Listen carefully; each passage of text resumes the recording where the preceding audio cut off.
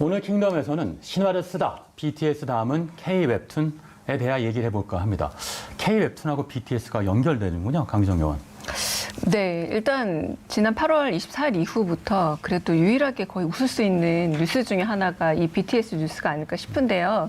우리가 한류 했지만 이제는 BTS는 한류를 좀 넘어선 독보적 존재가 된 것도 맞습니다. 그리고 제가 개인적으로 지민의 팬이기도 하고 네, 여러 가지로. 네. 그런데 우리가 너무 사회적인 이슈, 재난 이슈에 밀려서 BTS가 대단한 일을 했음에도 불구하고 별로 언급이 안 되고 지나가는 듯해서 네. 짧게만 언급되는 데서 아쉬운 마음에 좀 한번 준비해봤습니다. 네, 지난주 방송에서 잠깐 우리도 언급했던 맞아요. 기억이 나는데요. 그때가 막 소식이 전해졌던 날이었죠. 한국 가수가 빌보드 1위를 한다는 건 어떤 의미가 있나 싶은데 빌보드 싱글 차트 1위, 이게 어떤 의미입니까? 일단 아카데미 작품상을 수상했던 기생충하고 좀 비유를 해보자면 팝이라는 게 수입된 거잖아요. 그리고 영어로 된 노래였기도 했고, 그러나 이제 굉장히 보수적인 라디오 전파를 통해서 한국 노래인지 미국 노래인지 혹은 어느 나라 노래인지 모른 채 이걸 즐긴 사람들이 정말 많았다는 게 좀 등장했다는 얘기이기도 하고, 그리고 팬덤 문화를 얘기 안 할 수가 없습니다. 그러니까 BTS를 여기까지 끌고 간 팬덤 문화라던가, 그러니까 지금 대중문화 현상이 완전히 변해서 새로운 패러다임을 그리고 있다라는 징표로 BTS가 아마 굉장히 오랫동안 문화사적으로 남을 듯한데요. 근데 여러 가지 의미에서 이제 한국의 어떤 대표적인 혹은 소위 말하는 국뽕 문화가 아니라 이건 말 그대로 대중문화, 대중가요 그리고 팝에 있어서 하나의 역사적 사건이다라고 얘기할 수 있지 않을까 싶습니다. 그러니까 BTS는 한국적인 걸 넘어서 세계적인 존재다라는 말씀인데 이렇게 세계적인 존재가 될 수 있었던 비결이 뭘까요? 전 여러 가지 중에 이들이 가진 카리스마가 있기는 한데요. 과거 스타들이 가지고 있는 굉장히 억누르는 듯한 내가 제왕적인 카리스마가 아니라 첫 번째가 워낙 굉장히 공감을 하고 있다는 거죠. 대부분 팬덤이 형성될 때 그들의 노래를 들으면서 인생의 지침을 삼았다라던가 과거처럼 이렇게 세계를 어떤 부수겠다 이런 어떤 분노 이런 어떤 공감이 아니라 그런 부분의 공감이고, 그리고 긍정성의 효과인 듯해요. 언제나 메시지가 생각보다 긍정적입니다. 이번에도 다이너마이트 역시도 마찬가지인데 그런 긍정의 카리스마 역시도 사람들이 되게 기분 좋은 어떤 연상 효과를 주게 되고요. 마지막으로 제가 얘기하고 싶은 거는 지금 굉장히 복잡한 그리고 아주 피곤한 코로나 전국에 치유 메시지를 전달했다는 게 이 앞에 있는 긍정성과 그리고 공감이 모두 합쳐져서 전 세계적 메시지로 좀 같이 소비되고 있는 것이 아닌가라는 생각도 들어요. 네, 긍정의 카리스마라는 키워드가 확 와닿는데요. 이거 관련돼서 오창석 의원이 신박한 키워드로 BTS 효과에 대한 걸 정리해봤죠? 네, 오찬석의 밑줄 쫙 브리핑 세 가지 키워드 오늘 역시 준비했는데요. 첫 번째 키워드는 1조 원, 두 번째 키워드는 미국에서 청원, 세 번째는 일본 1위, 미국 17위입니다. 먼저 1조는 네이버, 카카오, 레진 등 K-웹툰 플랫폼 시장의 해외 진출 힘입어서 지난해 처음으로 글로벌 거래액이 1조 원을 돌파했다라는 것이고요. 두 번째, 미국의 한 온라인 청원 사이트는 카카오가 일본에서 서비스 중인 웹툰 나 혼자만 레벨업을 영상화해달라 라는 청원을 올렸다라고 합니다. 현재 15만 명이 넘게 참여를 했다라고 하고요. 마지막 일본 1위, 미국 17위는 지난 8월 31일 기준입니다. 미국과 일본의 구글 플레이 매출 순위를 살펴보면 일본 시장의 경우 1위와 2위 카카오 피코마 그리고 네이버 라인 만가가 차지를 했고요. 미국에서 네이버 웹툰은 17위를 차지했습니다. 네, 이 K-웹툰은 이 만화 자체로도 인기가 상당하다고 이야기를 들었지만 이 드라마나 영화의 원작으로도 굉장히 활용이 잘 되고 있다고 이야기를 들었습니다. 그래서 제가 또 퀴즈를 준비했습니다. 저는 이 방송 나와서 퀴즈만 내다 갑니다.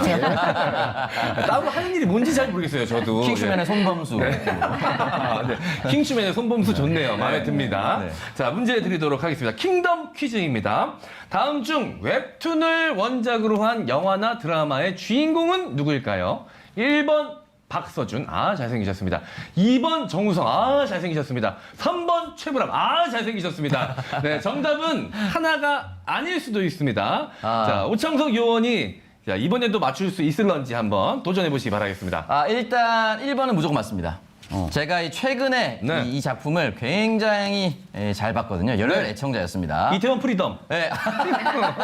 UV 그 맞죠? 자외선 차단해 주시는 분들. 네, 그분들 나왔었던 네. 드라마가 있습니다. 네. 1번은 저 무조건 맞다고 보고요. 네. 2번도 제가 알기로는 최근에 네. 영화화가 됐다. 라는 얘기를 좀 들었습니다. 네. 왜냐면 제가 사실 남북 통일 관련된 문제에 굉장히 깊은 관심을 가지고 있거든요. 네. 그 감독이 실제로 남북 전문가가 만나서 네. 시나리오를 썼다라는 얘기를 들었기 때문에 2번도 확실하고요. 네. 3번은 아닌데 최불안 선생님이 연기 은퇴를 하셨어요. 네. 더 이상 작품 찍지 않습니다. 그래서 3번 아닙니다. 아닙니다. 다시 한 번 더 생각해 보시기 바라겠습니다. 한국인의 밥상이 웹툰으로 있을 수도 있어요. 아 그래요? 누가 해외에서 한국인 밥상까지 관심을 잘 생각해 보십시오. 아 그래도 저는 1번, 2번만 정답으로 하겠습니다. 아, 저의 현혹에 넘어가지 않는군요. 오창석 의원이 시사만 잘하는 게 아니라 이 문화예술 관련해서도 주워듣는 게 많은가 봅니다. 정답은 1번 박서준, 2번 정우성 맞습니다. 아쉽게도 최불암 씨는 웹툰의 원작인 드라마에 출연한 적이 없었고요. 박서준은 이 광진 작가의 웹툰 원작 드라마 이태원 클라스에 출연을 했던 적이 있죠. 이 밤톨머리가 큰 인기를 끌었었고요. 정우성은 최근 개봉한 영화죠. 강철비 2에 출연을 했습니다. 원작은 양우석과 제피가루 작가가 만든 스틸레인 3 정상회담이라는 웹툰이 원작이었습니다. 네, 퀴즈로 정말 웹툰에 관련된 모든 걸 배운 것 같은데요. K-웹툰 수출액이 4,500만 달러, 우리나라 돈으로 534억 원에 달한다고 합니다. 앞서 미국 사이트에서 한국 웹툰을 영화, 영상으로 만들어 달라는 청원 소식도 있다, 이런 말씀도 전해드렸는데요. K-웹툰이 만화 왕국, 일본이나 미국에서 이렇게 인기가 있는 이유가 뭘까요? 강정요. 사실 우리가 마블이라던가 DC 코믹스 많이 얘기하지만 아까 잠깐 말씀드렸다시피 약간 다크 카리스마입니다. 좀 어두운 카리스마를 가지고 있고 뭐 재앙이라던가 이런 문제들을 다루는 경우가 많은데 반면 또 우리가 만화하면 생각나는 게 사실은 일본이죠. 네. 일본 애니메이션이라던가 만화들은 소위 말하는 오타쿠 문화나 굉장히 깊숙이 들어간 어떤 전문가 문화들이 많았다라는 거죠. 우리 웹툰 생각해보면 뭐냐면 매일매일 소비해도 매일매일 부담 없이 즐길 수 있는 하지만 킥킥 웃으면서 약간 힐링될 수 있는, 다시 말해서 굉장히 일상적인 것들을 서사화해서 소위 말하는 네이버 웹툰도 들어가면요 일상이라는 카테고리가 있어요. 일상이 장르화가 된 거거든요. 이런 부분에서 이제 스마트폰이라던가 혹은 이렇게 좀 SNS 매체라던가 매일매일 컨텐츠를 소비하는 세대들한테 굳이 너무 부담 갖고 작정하고 읽는 것이 아니라 이렇게 삶 속에 스며드는 이야기로 승부를 걸어서 성공을 한 게 좀 K 웹툰이라고 할 수 있지 않을까라는 생각이 듭니다. 네, 많은 분들이 그러시겠지만 전 어렸을 때 아기 공룡 둘리 굉장히 재밌게 봤거든요.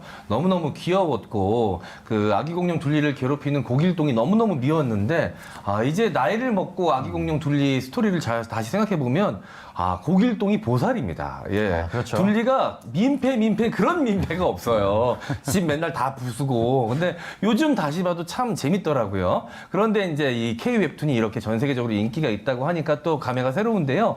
저희가 또 굉장히 신기한 이야기를 들었습니다. 이 K 웹툰 중에서 로맨스 장르가 인도네시아와 태국에서 선풍적인 인기를 끌고 있다고 이야기를 들었습니다. 그러니까 이거는 한류 문화가 같이 가는 겁니다. 왜냐하면 K 뷰티라고 해서 또 한국형으로 화장하고 이런 것들도 유행이거든요. 그러니까 드라마에서 한국 문화를 보고 그 사실 드라마에 나온 로맨스는 여기 다 계시지만 네. 우리가 실제 하는 로맨스라기보다 되게 환상적인 로맨스들이 많이 나오잖아요. 근데 그런 부분에 대한 소비들이 마련되어 있고 그리고 다른 해외의 어떤 만화 시장에서 굉장히 약화된 게 사실 로맨스 시장이에요. 그러니까 일본 만화 같은 경우는 잘 아시겠지만 좀 특별한 어떤 로맨스들이 더 많아요. 뭐 동성의 물이라던가 이런 것들이 많기 때문에 훨씬 더 어떤 연애를 기분 좋게 하는 판타지 러브를 여기서 바로 이제 웹툰에서 소비를 하고 있기 때문에 특히 약간 조금 보수적이라 할 수 있을 어떤 아시아권에서 훨씬 더 많은 인기를 얻고 있는 게 사실입니다. 네, 사랑을 웹툰으로 배우고 있군요, 전 세계인들은.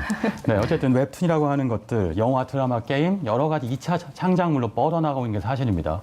K-웹툰의 지적재산권, IP와 플랫폼 경쟁력을 살리기 위해서는 어떤 점까지 고려해야 할까요?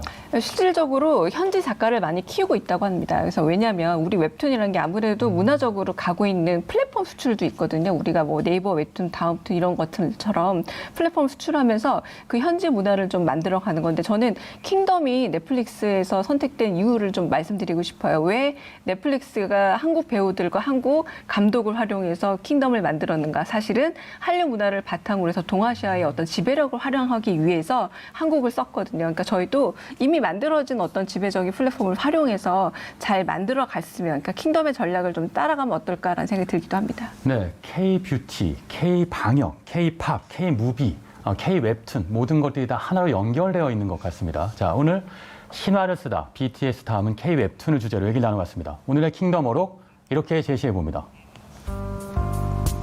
아기 공룡 둘리로 시작된 한국 만화는 어느덧 세계 문화의 공룡이 되었다. 우리의 꿈은 이제 현실이 된다. 여러분도 공감하십니까? 자, 강유정, 오찬성 요원은 여기서 인사드리겠습니다. 두 분 수고하셨습니다. 감사합니다. 감사합니다.